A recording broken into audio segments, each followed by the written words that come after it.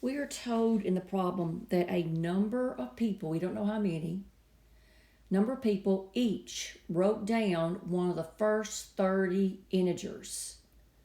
Okay, so number of people have written down one of the 30 integers. Okay, so were any of the integers written down by more than one of the people? Well, we know that 30 people wrote all of the number of people each wrote down one of the first 30 positive integers.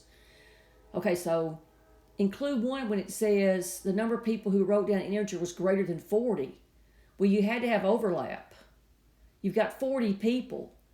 And in the verbiage, it tells me that each, I didn't write the word, people each wrote down one of the first 30 positives. Okay, so you've exhausted those 30 integers.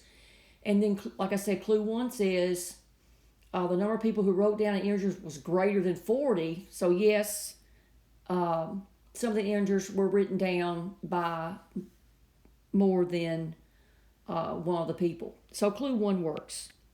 Clue 2, number of people who wrote down an integer was less than 70.